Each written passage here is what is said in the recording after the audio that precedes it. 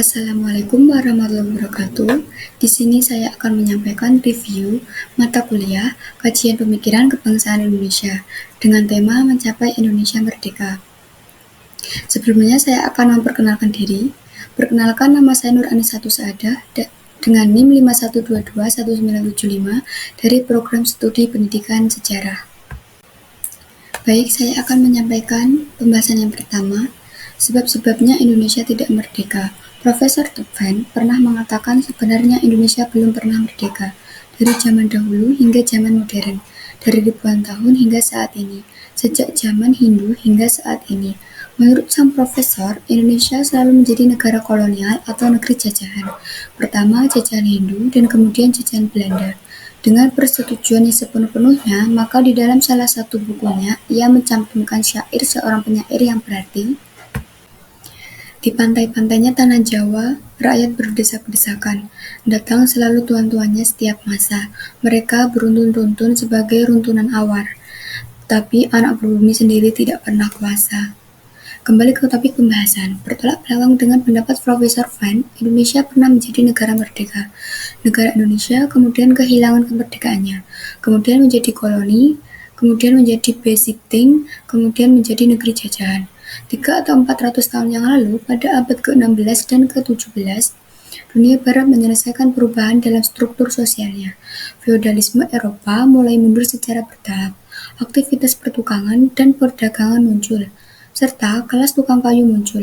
Perdagangan sangat aktif di seluruh benua Eropa Barat. Selanjutnya, imperialisme pada masa itu masih sangat kecil, jauh lebih kecil dibandingkan imperialisme modern saat ini. Imperialisme adalah sistem politik yang digunakan untuk mengendalikan dunia demi kepentingan kekuatan kolonial. Penjajahan yang terjadi tidak hanya merampas sumber daya alam, namun juga berdampak pada setiap aspek kehidupan kolonial. Pembahasan yang kedua, dari imperialisme tua ke imperialisme modern. Imperialisme dihasilkan oleh kapitalisme. Imperialisme adalah produk kapitalisme. Imperialisme lama lahir dari kapitalisme lama, dan imperialisme modern lahir dari kapitalisme modern. Sifat kapitalisme lama sangat berbeda dengan sifat kapitalisme modern. Kapitalisme lama tidak mengetahui tempat kerja saat ini, tidak mengetahui pabrik yang ada saat ini, tidak mengetahui industri yang ada saat ini, tidak mengetahui bank-bank yang ada saat ini, tidak mengetahui angkatan kerja saat ini, dan tidak mengetahui cara berproduksi yang ada saat ini. Kapitalisme lama hanya mempunyai cara-cara produksi yang kecil dan segala sesuatu mempunyai ciri-ciri kuno. Sedangkan kapitalisme modern menunjukkan modernitas yang sangat kontemporer, tempat kerja sangat sibuk, pabrik-pabrik dipenuhi asap, bank-bank mencapai langit, tenaga kerja menggunakan ribuan orang. Dengan buruh proletar, barang tidak lagi diproduksi dalam jumlah yang dipesan, tetapi dikrom dalam jumlah besar hingga sampai di gudang. Oleh karena itu, imperialisme lama yang muncul dari kapitalisme lama, imperialisme Oost-Indisch Company, dan imperialisme Kulturteilzeit, imperialisme lama tidak mengenal cara yang modern, tidak mengenal cara yang sopan.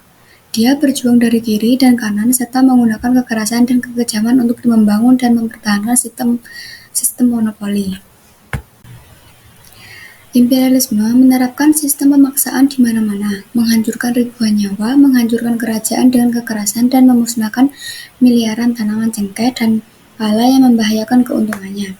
Dia membuat aturan serampangan. Yang pertama, kontingenten. Kedua, Leverentine, yang sangat membebani rakyat. Dia terang-terangan membuat aturan yang menghapuskan perdagangan Indonesia, dan terang-terangan memaksakan politik untuk memecah belah. Imperialisme masa lalu telah melahirkan strata kerja paksa yang baru, lebih kejam, lebih menguntungkan, dan lebih menyesakan, yaitu strata budaya yang menjadi cambuk di pundak dan punggung rakyat. Pembahasannya yang ketiga, Indonesia tanah yang mulia, tanah kita yang raya, di sanalah kita berada untuk selama-lamanya. Ya, masa normal, sebelum meleset tarifnya tidak lebih dari 8 sen sehari. Ini pun bukan imajinasi seorang pembohong, bukan hasutan yang dilakukan oleh para penghasut, bukan pemimpin agitator. Hal ini merupakan fakta yang nyata dan telah dibuktikan oleh para ahli ilmiah nasional Belanda sendiri. Seperti pendapatan yang dapat Kamerhen, ia membagi pendapatan Kamerhen itu dalam 3 bagian. Pendapatan dari perkuliahannya, bila mana Marhen tengah Fritz. Namun jumlahnya tidak dapat disangkal.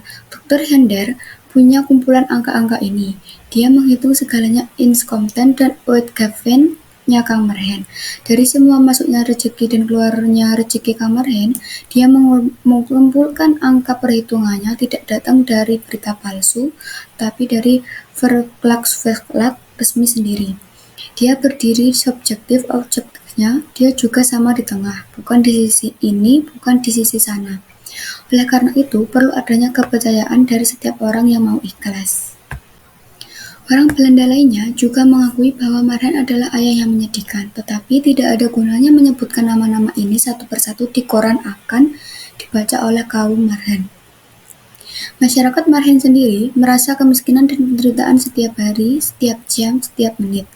Marhen sendiri setiap hari merasakan betapa kekurangannya segalanya, kurangnya pembekalan, kekurangannya pakaian, kekurangan barang-barang rumah tangga, kurangnya pendidikan bagi anak, kurangnya segala kebutuhan manusia, bahkan yang paling sederhana sekalipun. Pembahasan yang keempat, di timur matahari mulai bercahaya, bangun dan berdiri kawan semua. Sistem imperialis yang mengutuk buruh telah mentransformasikan semangat kita menjadi semangat buruh yang teliti. Semangat buruh yang hanya bisa bahagia jika bisa mengabdi. Dulunya dikenal sebagai bangsa pemberani yang tidak mudah menyerah dan kapal-kapalnya melintasi lautan hingga India, Tiongkok, Madagaskar, dan Persia. Kini bangsa Indonesia dikenal dengan sebutan Heetjagste Volk ter Aarde, atau bangsa yang paling lemah di seluruh muka bumi. Bangsa Indonesia kini telah menjadi sebuah bangsa kehilangan kepercayaan diri, kehilangan kepribadiannya, hingga kepribadiannya dan hilang kegagahannya, hilang ketabahannya sama sekali. Semangat harimau, menurut Profesor Fett, adalah semangat bangsa Indonesia saat itu. Semangat sebelumnya telah berubah menjadi semangat kambing yang lunak dan pengecut. Dan ini bukanlah bencana rohani terbesar. Bencana mental yang terpenting masyarakat Indonesia percaya padanya memang benar bahwa manusia kambing harus selalu dipimpin dan memimpin. Dan setiap binatang imperialisme dimanapun sistem imperialis Indonesia selalu mengembar-gemborkan bunyi guntur sampai ke telinga kita. Namun maknanya tidak ada artinya untuk mencari rezeki, tapi untuk tujuan suci. Didiklah kami dari ketidaktahuan hingga arah kemajuan dan kebijaksanaan. Dan setiap bintang imperialisme, di atas panji-panjinya imperialisme selama-lamanya adalah tertulis semboyan-semboyan dan anasir-anasir Beschaving dan Orde en Rust, kesopanan dan keamanan umum. Sekarang fajar mulai menyingsing, pergerakan itu pasti sekali lahir pasti hidup.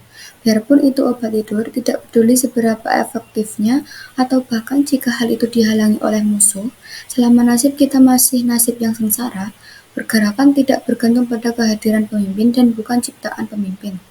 Pergerakan adalah bikinan nasib kita yang sengsara.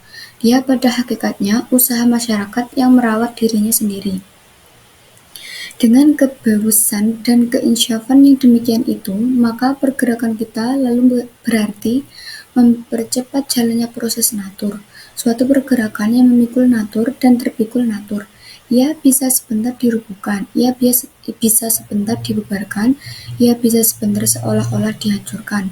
Tapi saban-saban kali ia juga akan berdiri lagi dan berdiri lagi, dan maju terus ke arah. Maksudnya, ia sekali-sekali seperti binasa sama sekali karena terhantam dengan segala kekuatan duniawi yang musuh punya. Tetapi kemudian daripada itu, ia akan muncul lagi dan berjalan lagi. Oleh karena itu, kaum Marhen, besarkanlah hatimu, besarkanlah ketetapan tekadmu, besarkanlah kepercayaanmu akan tercapainya kamu punya cita-cita. Bukan hanya suatu peribahasa saja, kalau saya mengatakan fajar telah menyingsing. Pembahasan yang kelima, gunanya ada partai. Kita bergerak karena kesengsaraan kita. Kita bergerak karena ingin hidup yang lebih layak dan sempurna. Kita bergerak tidak karena ideal saja. Kita bergerak karena ingin cukup makanan, ingin cukup pakaian, ingin cukup tanah, ingin cukup perumahan, ingin cukup pendidikan, ingin cukup meminum seni dan kultur. Pendek kata, kita bergerak karena ingin perbaikan nasib di dalam segala bagian-bagian dan cabang-cabangnya. Perbaikan nasib ini hanyalah bisa datang 100%, bila mana masyarakat sudah tidak ada kapitalisme dan imperialisme. Oleh karena itu, maka pergerakan kita janganlah pergerakan yang kecil-kecilan. Pergerakan kita itu haruslah pada hakikatnya suatu pergerakan yang ingin merubah sama sekali sifatnya masyarakat. Suatu pergerakan yang ingin menjebol kesakitan masyarakat sampai ke sulur-sulurnya dan akar-akarnya. Suatu pergerakan yang sama sekali ingin menggugurkan sel imperialisme dan kapitalisme. Pergerakan kita janganlah hanya suatu pergerakan yang ingin rendahnya pajak. Janganlah hanya ingin tambahnya upah. Janganlah hanya ingin perbaikan-perbaikan kecil yang bisa tercapai hari sekarang. Tetapi ia harus menuju kepada suatu transformasi yang menjungkir balikkan sama sekali sifatnya masyarakat itu. Dari sifat imperialistis, kapitalistis menjadi sifat yang sama rasa sama rata. Selanjutnya, partai yang mencerdaskan rakyat disorientasi dan radikalisme adakan pesta dan pimpin rakyat dalam perjalanan menuju kemenangan.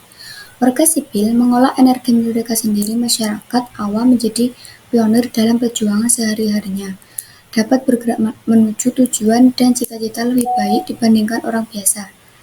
Partailah yang memegang obor, partailah yang memimpin, partailah yang memimpin itu menerangi jalan yang gelap, yang dipenuhi ranjau, dan jadilah jalan yang terang. Partailah yang memimpin massa dalam perjuangan untuk mengalahkan musuh.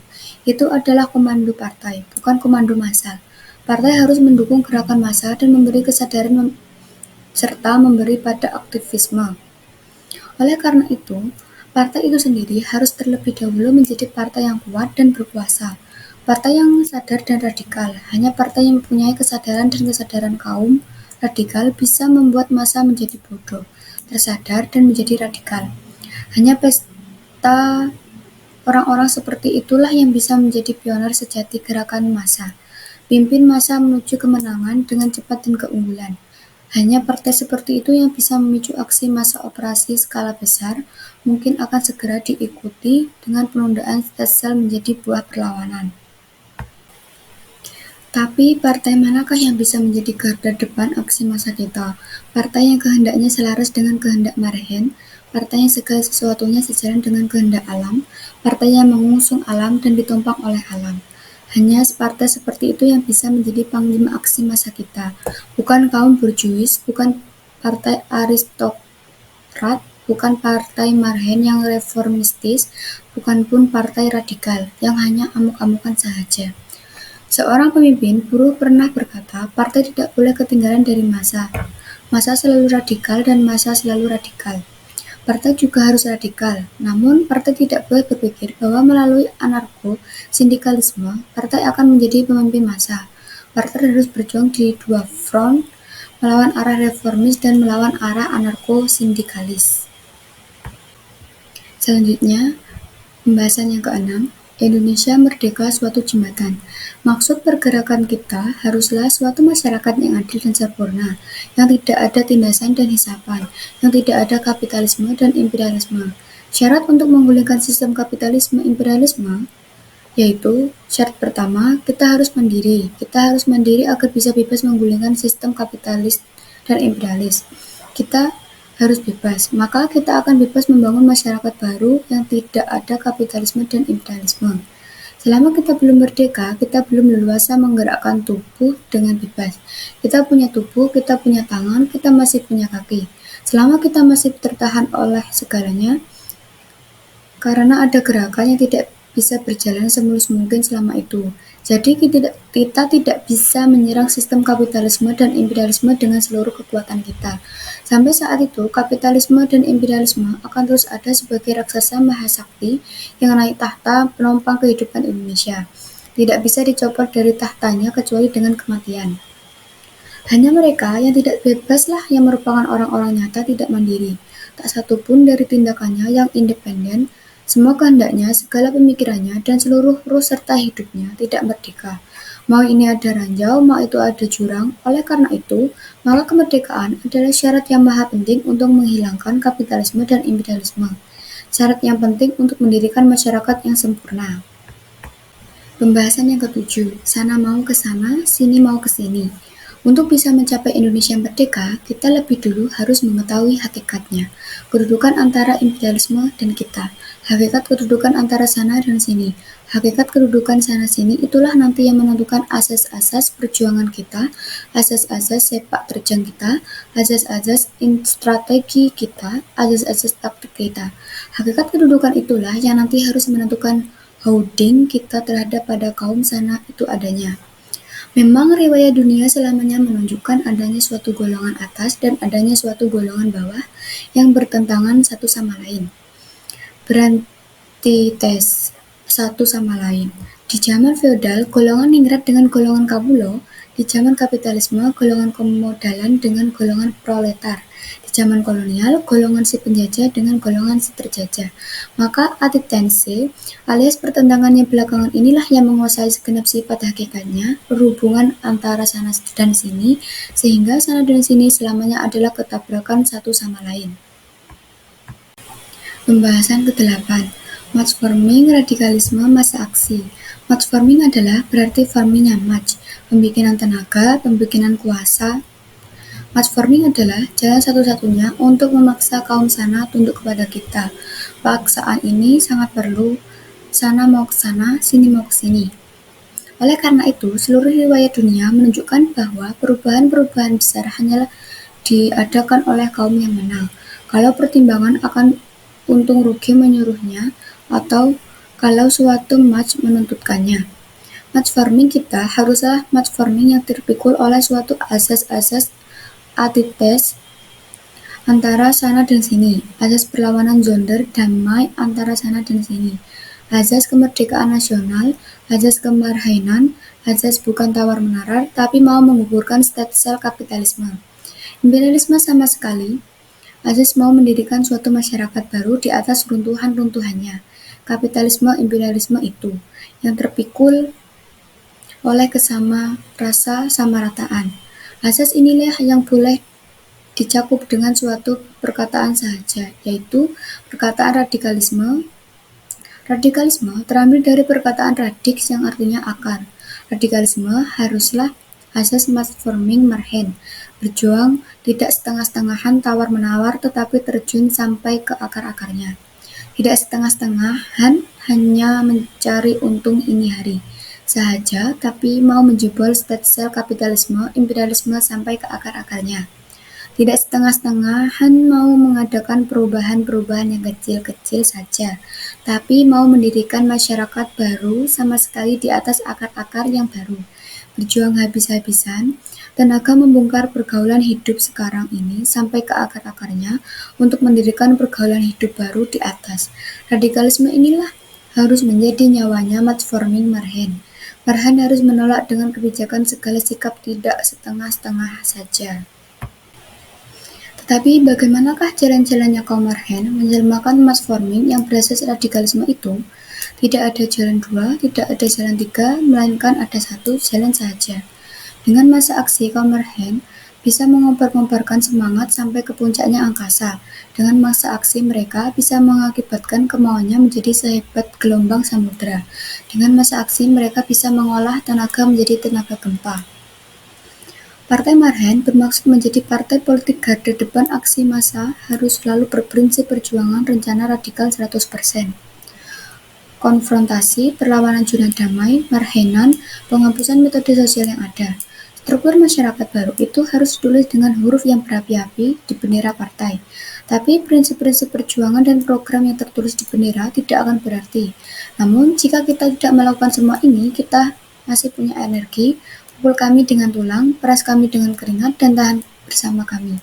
Energi menciptakan segala sesuatu yang dikandungnya dan segala sesuatu yang ada janji kepada masyarakat.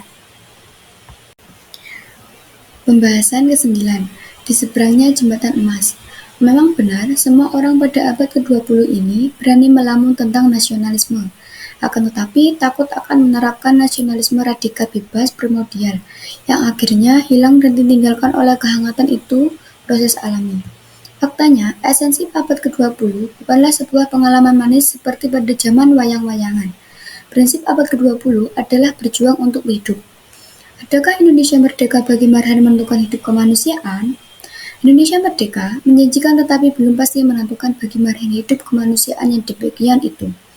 Jika marhen yang menujunya maka perjanjian itu menjadi ketetapan dan mulai sekarang waspada, sadar dan prayitna, menjaga pergerakannya dan menyaring-nyaring maksudnya. Jangan sampai kemasukan zat-zat yang sebenarnya racun bagi Marhen.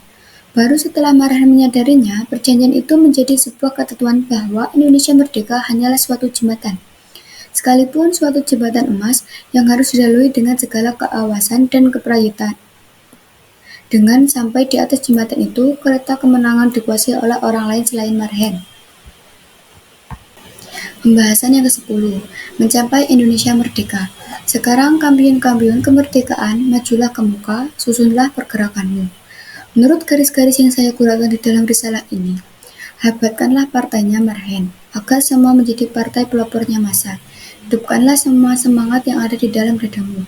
Hebatkanlah semua kecakapan mengorganisasi yang ada di dalam tubuhmu. Hebatkanlah semua keberanian banteng yang ada di dalam nyawamu. Tumpahkanlah semangat dan kecakapan mengorganisasi dan keberanian banteng itu ke dalam tubuhnya partai. Tumpahkanlah laki-lakian itu ke dalam badannya massa, agar supaya massa seolah-olah ketitisan kembali oleh segala kelaki-lakiannya dari zaman sedia kala. Ketitisan pula oleh kelaki-lakian baru daripada moderne masa aksi, kamu kampiun-kampionnya pena. Gerakanlah penamu setajam udung jemparinya, Rama. Kamu kampion-kampion organisator. Susunlah bentengnya, harapan rakyat menjadi benteng yang menahan gempa. Kamu kampion-kampionnya mimbar. Dengungkanlah suara bentengmu hingga menggetarkan udara. Tumpahkanlah segenap jiwa ragamu ke dalam partainya massa. Tumpahkanlah segenap jasmani dan rohanimu ke dalam perjuangannya massa. Tumpahkanlah segenap nyawamu menjadi api kesadaran dan api kemauan massa. Hidupkanlah masa aksi untuk mencapai Indonesia merdeka. Baik, itu yang bisa saya sampaikan. Kurang lebihnya mohon maaf. Wassalamualaikum warahmatullahi wabarakatuh.